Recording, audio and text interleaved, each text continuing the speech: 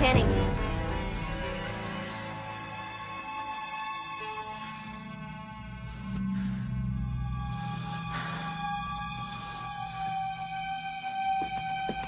No, Logan.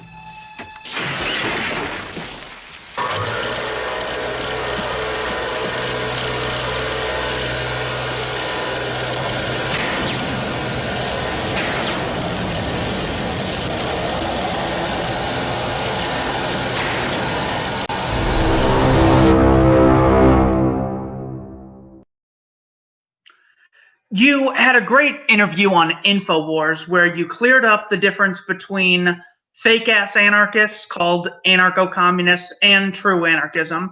And then she asked you, what on earth is happening? And you said, mind control. What is mind control? Mind control is the influence of others' thoughts and emotions to produce an effect that the practitioner of influence wants to produce. So it is influencing change to occur in the world in accordance with one's own selfish beliefs and desires by mentally and emotionally manipulating another person or persons. So any form of mental manipulation without giving people knowledge, without helping people to understand the why, the causal factor, or to withhold information so that they do not understand the causal factor or the truth of the matter, is a form of mind control, which is why I don't give little tiny snippets of things to people. Okay, and people will complain about this. This ain't the soundbite variant of how to understand what's going on in the world. If you want that, I don't give a damn who you go and listen to, but it's not going to be me, because I'm trying to explain this in depth to people who want to understand. And you have to want to understand, you have to recognize it is going to take time and attention to understand. And you're not going to learn it from just me. If you're just trying to learn it from me, you're making a critical error.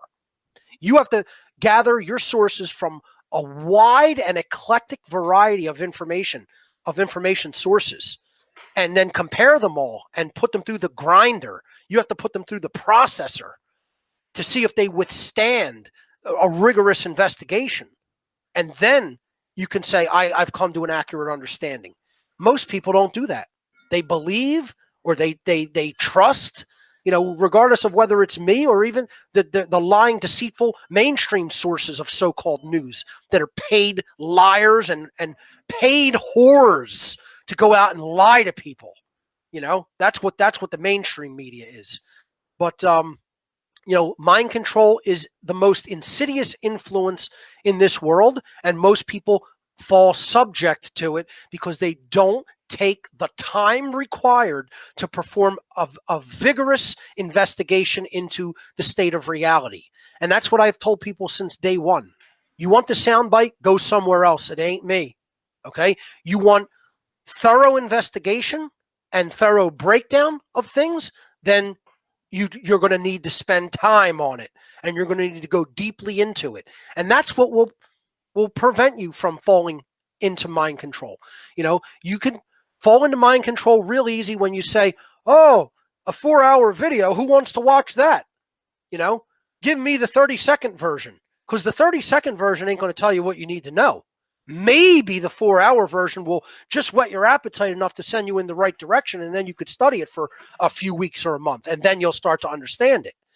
But, mind control is real easy to do to most people, because most people don't want to take the time and the attention to truly study what's really going on. And so, they can easily send them down the primrose path, so to speak, by just subtly influencing them and saying, oh, this is all you need to know. You don't need to know about that. That's not important. That's another form of mind control, is to dissuade someone from looking into something that they really do.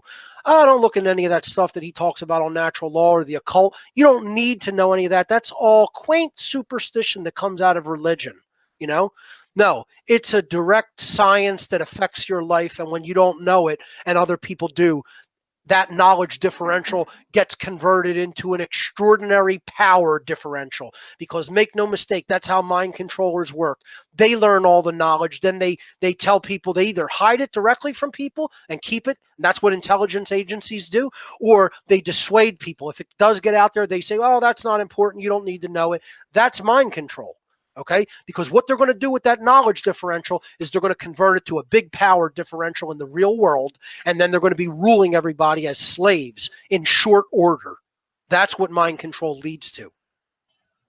What is consciousness? Consciousness is the ability of a being to recognize what is taking place both within them and around them.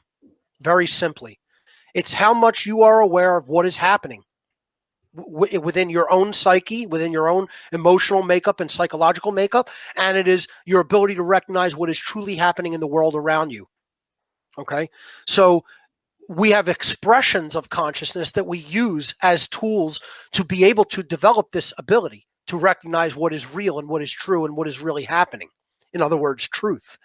And these three aspects of consciousness are our thoughts, our emotions, and our actions. These are the aspects of human consciousness. Okay, so our thoughts are the neutral expression. Okay, this is the underlying creative expression, because everything that we feel or think ultimately is going to derive from what we think about something. Then our emotions are an internal expression.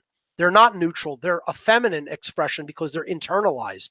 Okay, they're not actively at work in the world. They're at work within us. Okay, so it's a feminine internalized expression. We're not talking about physical gender. We're talking about a mental gender, it being feminine. Okay, so we have a feminine side to us, whether we're masculine or feminine. We have a masculine side to us, whether we are masculine or feminine. And the emotions are the aspect of consciousness that take on this feminine quality, because they're about being our guide for our behavior, our compass for behavior. So it's our conscience has to do with this feminine emotional quality of how we feel when we do things toward others or what we think about things. Very important. It's that mediator between thought and action. And then our actions are the masculine expression. This is the solar masculine qualities, whereas the emotions are the feminine lunar qualities. Okay, the emotions are what we do in the actual world. And this is either expressing our thoughts through our words, okay, or taking physical action in the world. Okay, so this is the child of, you could look at the creator or the ultimate expression of consciousness as the thoughts, and that would be like the father figure. Then the mother figure, the feminine side, is the emotions. And then when they're wed together, thought and emotion, they produce action in the world. And that is the son, or the masculine expression, that is the child of the thoughts and the emotions. So this is the Trinity. Consciousness forms this very unique Trinity of father, mother, child. And this Trinity has been found all over in every single cultural religion, and even every astrotheological religion that underpins cultural religion in the world, in every geographical region of the world. The Trinity has been venerated as an important symbolic part of just about every major world religion. And this is why, because the Trinity is within us. The thoughts, the emotions, the actions, we have to unite them as one. That's why there has to be three expressions of consciousness in the one individual. Okay, and they have to be united as one, such that there is no contradiction between how we think, how we feel, and how we behave in the world.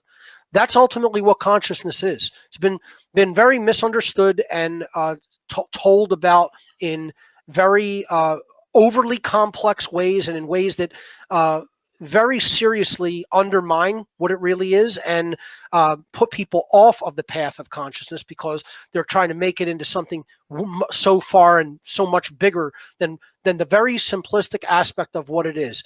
It is the ability to recognize what's going on within us and around us, and we do that through our thoughts, our emotions, and our actions. That's what consciousness is in a nutshell. What is truth? Truth is that which has occurred, or that which is taking place and occurring in the present. So truth is that which has occurred or happened in the past. It's that which is and cannot be changed because it has already taken place. We could look at things that people consider subjective truth, quote unquote, right? Which is preference or likes. Okay. So is it true that I like 72% dark chocolate? Yes, it is. I buy that when I buy dark chocolate. That's what I like. That's true. Okay. So yes, we could look at truth in that sense because that statement is true. And I may say that is good chocolate and that is true for me, but that's not truth. Let's distinguish truth with a capital T and truth with a lowercase t. Okay. Is it true, lowercase t, that yes, I like dark chocolate? Yes, it is. You may hate dark chocolate and you may say, I may say that dark chocolate is excellent. And you may take a bite of the same chocolate and say, that sucks. Well, what's true? Neither of them is true in nature. The truth is that's chocolate. The truth is that has this much raw cacao bean grounded up in it and then worked to a very fine, consistency. Plus it has this much sugar in it that has also been ground down to a very fine consistency and then hardened into a bar. That's what the truth of the matter of the chocolate is. It is that thing. Okay. That cannot be changed by us. It is that thing. But whether we like it or not, we can say that's the truth of our preference.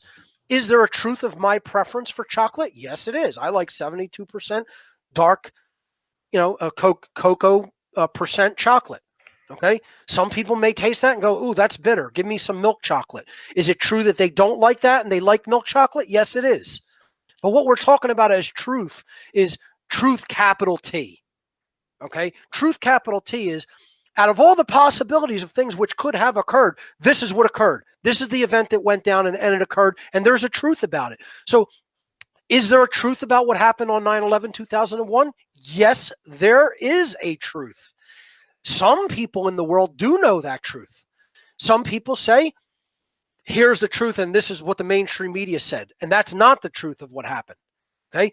I can tell you that the truth is not what they said. Can I tell you the exact thing of what it was? No, I can't. I don't have enough information to tell you exactly how it went down. I could tell you how it didn't go down according to the laws of physics. So I could start the process of apophatically breaking down that event and saying, this didn't happen, this didn't happen, this didn't happen. Here's the things that are left, which might have happened. Okay. But for any one person to just say, I know the totality of it, the people who know that are the people who actually planned the event and carried it out. They do know what actually occurred. Is there a truth? Yes, there is. Do we currently actually know that truth? Probably not. Can it be known? Yes, it can. We can study and break that down to a point where we do know what happened, but it would probably involve extracting the truth from people who were actually involved. And then we would probably come to a better understanding of it. But what I'm talking about as truth, you have to get this mystical notion of I know the totality of the mind of God out of your head. That is not what I am talking about as truth. I'm talking about this occurred, this went down, this happened, and it's done. It's in the past now. It's set in history. See, truth only exists in what is happening in the present moment and what happened in the past. There is no truth of the future. There's only potentialities of what could possibly occur in the future. But right now, everything that happened in the past is the way it happened. It did occur and happened that way, which led to the current moment. That's what the truth is. And perceptions have no business in truth. It's only that which occurred and that which is occurring. That's my simple definition for truth.